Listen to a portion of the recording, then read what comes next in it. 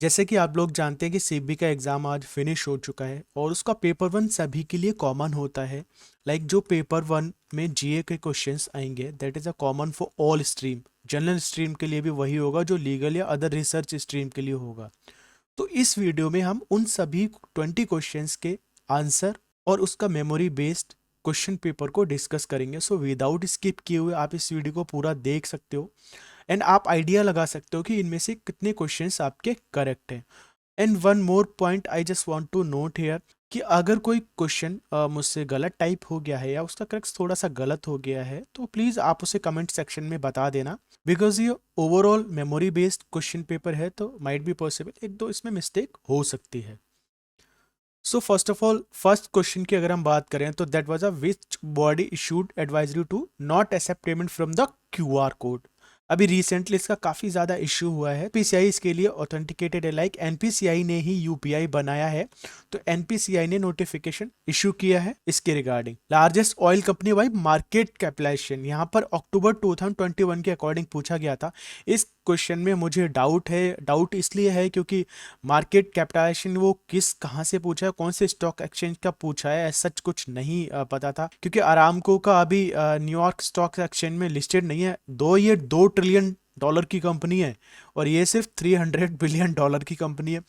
तो इस क्वेश्चन का क्या क्रक्स हो सकता है मुझे क्लियर समझ नहीं आया। या तो अरामको इसका आंसर हो सकता है, that is a Saudi Arabian company, या एक्सॉन मोबिल हो सकता है, ये यूएसए की कंपनी है। स्टार्टअप के लिए टैक्स रिडम्पशन दिया गया है कितने ईयर के लिए, 3 कंसेक्यूटिव ईयर के लिए दिया गया है from the incorporation of with in 10 year आपको लेना पड़ेगा, इनकॉर्पोरेशन के विद इन 10 ईयर आपको लेना पड़ेगा। Female board of director recently appoint की गई हैं, वो शुक्ला मिस्त्री हैं, इंडियन ऑयल कॉर्पोरेशन में इनको पोस्टिंग दी गई है।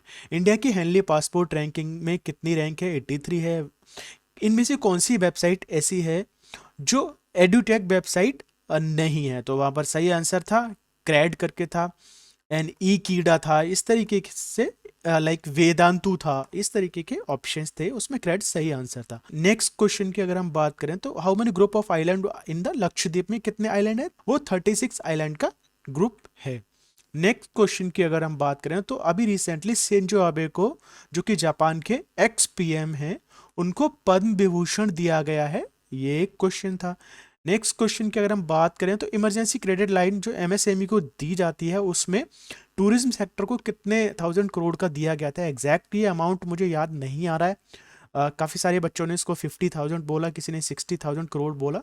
तो ये एग्जैक्ट अगर आपको याद हो तो कमेंट सेक्शन में आप बता सकते हैं, ठीक है। नेक्स्ट क्वेश्चन की अगर हम बात करें तो इंडिया बांग्लादेश मैत्री दिवस कब मनाया जाता है, 6 दिसंबर को मनाया जाता है। एफकॉन एक कप होता है जो कि अफ्रीका नेशनल्स में होता है, वहां पर किसने ये जीता हुआ है, किसको हराया हुआ है, इस तरीके से क्वेश्चंस था। तो वहां पर सेनेगल ने ये जीता हुआ इजिप्ट को हराया है। एंड फुल फॉर्म ऑफ एली, अलर्ट्स में एली की फुल फॉर्म पूछी गई थी, जहां पर अलर्ट्स की फुल फॉर्म होती है advisory committee of leveraging regulatory and technology solution. तो वहां पर एल लिवरेजिंग एंड इसकी फुल फॉर्म पूछी गई थी। नेक्स्ट अगर हम बात करें तो फुल फॉर्म ऑफ पीओईएम पूछा गया था, प्लेस ऑफ इफेक्टिव मैनेजमेंट ये होती है, इसकी फुल फॉर्म पूछी गई थी। विंटर ओलंपिक जो अभी चाइना में हुए हैं वो कौन से नंबर के थे, दैट इज XXIV।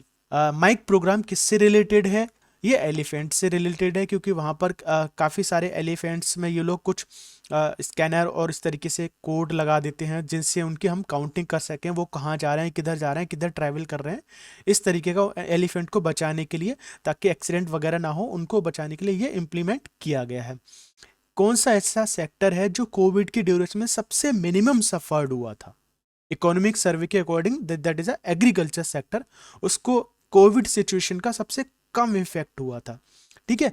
इंडिया में अभी न्यू एयरपोर्ट प्रोजेक्टेड कितने किए गए थे, दैट इज 21 नंबर, एएआई ने इनको प्रोजेक्ट किया हुआ है कि इतने एयरपोर्ट वो लोग कंप्लीट करेंगे। नेक्स्ट क्वेश्चन की अगर हम बात करें तो इंडिया ने अपना जो टोटल एक्सपोर्ट है उसमें सर्विस सेक्टर का जो कंट्रीब्यूशन है वो कितना किया हुआ है, that is $250 billion. Next question की अगर हम बात करें तो 500 गीगावाट्स का जो हमने एनर्जी का टारगेट रखा हुआ है वो हम किस ईयर तक कंप्लीट करेंगे, 2030 तक कंप्लीट करेंगे। नेक्स्ट क्वेश्चन की अगर हम बात करें तो इनमें से लॉस मेकिंग इंश्योरेंस कंपनी कौन सी है, ये पूछा गया था। Answer was all of the above, क्योंकि जितने भी ये इंश्योरेंस कंपनी है ये सभी लॉस में चल रही हैं अभी, तो इसीलिए इसका answer all of the above था। तो these are the all 20 questions और उनके आंसर्स हैं। अगर इनमें किसी में भी आपको कुछ लगता है कि मिस्टेक है, टाइपिंग मिस्टेक है, टाइपो एरर है या आंसर में एरर है, तो प्लीज़ आप लोग कमेंट सेक्शन में नीचे बता सकते हैं, मैं उसको ठीक कर दूंगा या पिन मैसेज में उसको डाल दूंगा, क्योंकि ये मेमोरी बेस्ड पेपर है और आप लोगों ने ही मुझे ये प्रोवाइड करवाए हैं, इसीलिए इसके आंसर भी आप लोगों के अकॉर्डिंग ही है।